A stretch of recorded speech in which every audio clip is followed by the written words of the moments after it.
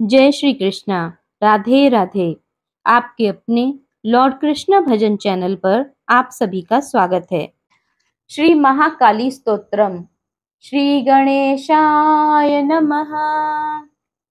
ओम विश्वेश्वरीं जगद्धात्रीं स्थिति संहारकारिणीं निद्रां भगवतीं विष्णोर् अतुलां तेजसः प्रभां त्वं स्वाहा त्वं सदा त्वं हि वषट्कारः स्वरान्विका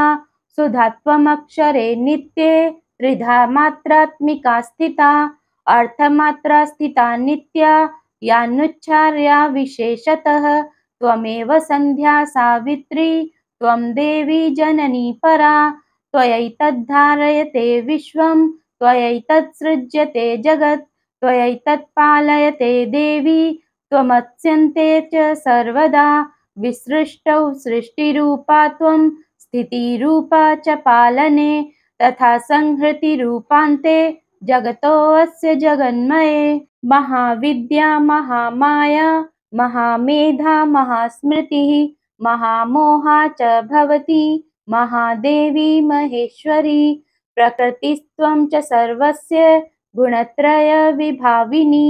कालरात्रिर्महारात्रिर्मोहरात्रिश्च दारुणा त्वं श्रीस्त्वमीश्वरी त्वं ह्रीस्त्वं बुद्धिर्बोधलक्षणा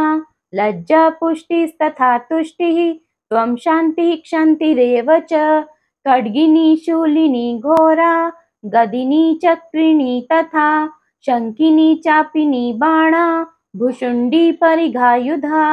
सौम्या सौम्यतरा शेषा सौम्येभ्यस्त्वति सुन्दरी परापराणां च परमा त्वमेव परमेश्वरी यच्च किञ्चित् क्वचिद्वस्तु सद्सद्वाखिलात्मिके तस्य सर्वस्य या शक्तिः सा त्वं किं स्तूयसे तदा यया त्वया जगत् सृष्टा जगत्पात्यत्ति यो जगत् सोऽपि निद्रावशं नीतः कस्त्वां स्तोतुमहेश्वरः विष्णुः शरीरग्रहणम् अहमीशान एव च कारितास्ते यतो तस्त्वां कः स्तोतुं शक्तिमान् भवेत्। ॐ विश्वेश्वरीं जगद्धात्रीं स्थितिसंहारकारिणीं निद्रां भगवतीं विष्णोर् अतुलां तेजसः प्रभां त्वं स्वाहा त्वं सदा त्वं हि वषट्कारः स्वरान्विका सुधा त्वमक्षरे नित्ये त्रिधा मात्रात्मिका स्थिता अर्थमात्रा स्थिता नित्या यानुच्चार्या विशेषतः त्वमेव संध्या सावित्री त्वं देवी जननी परा त्वयैतद्धारयते विश्वं त्वयैतत्सृज्यते जगत् त्वयैतत्पालयते देवी त्वमत्स्यन्ते च सर्वदा विसृष्टौ सृष्टिरूपा त्वं स्थितिरूपा च पालने तथा संहृतिरूपान्ते जगतोऽस्य जगन्मये महाविद्या महामाया महामेधा महास्मृतिः महामोहा च भवति महादेवी महेश्वरी प्रकृतिस्त्वं च सर्वस्य गुणत्रय विभाविनी कालरात्रिर्महारात्रिर्मोहरात्रिश्च दारुणा त्वं श्रीस्त्वमीश्वरी त्वं ह्रीस्त्वं बुद्धिर्बोधलक्षणा लज्जा पुष्टिस्तथा तुष्टिः त्वं शान्तिः क्षान्तिरेव च खड्गिनी शूलिनी घोरा गदिनी चक्रिणी तथा शङ्किनी चापिनी बाणा भुषुण्डी परिघायुधा सौम्या सौम्यतरा शेषा सौम्येभ्यस्त्वति सुन्दरी परापराणां च परमा त्वमेव परमेश्वरी यच्च किञ्चित् क्वचिद्वस्तु सद्सद्वाखिलात्मिके तस्य सर्वस्य या शक्तिः सा त्वं किं स्तूयसे तदा यया त्वया जगत् सृष्टा जगत्पात्यत्ति यो जगत् सोऽपि निद्रावशं नीतः कस्त्वां स्तोतुमहेश्वरः विष्णुः शरीरग्रहणम् अहमीशान एव च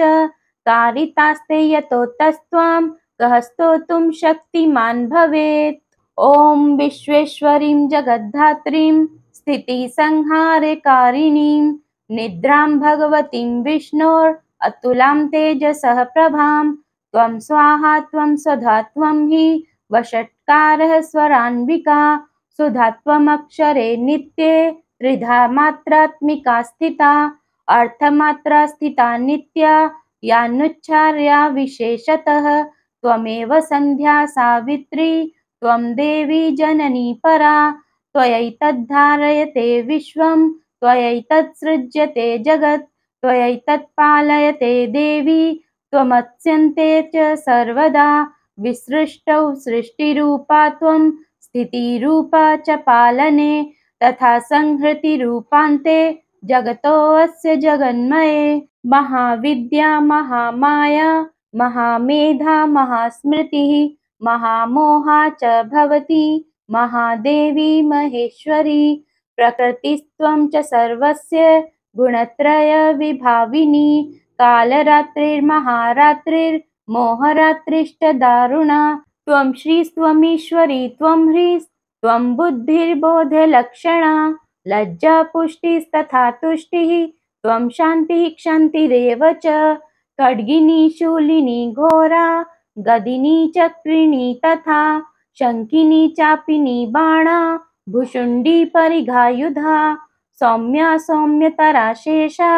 सौम्येभ्यस्त्वति सुन्दरी परापराणां च परमा त्वमेव परमेश्वरी यच्च किञ्चित् क्वचिद्वस्तु सद्सद्वाखिलात्मिके तस्य सर्वस्य या शक्तिः सा त्वं किं स्तूयसे तदा यया त्वया जगत् सृष्टा जगत्पात्यत्ति यो जगत् सोऽपि निद्रावशं नीतः कस्त्वां स्तोतुमहेश्वरः विष्णुः शरीरग्रहणम् अहमीशान एव च कारितास्ते यतोऽतस्त्वां कः स्तोतुं शक्तिमान् भवेत्। बोलो महाकाली मैया की जय।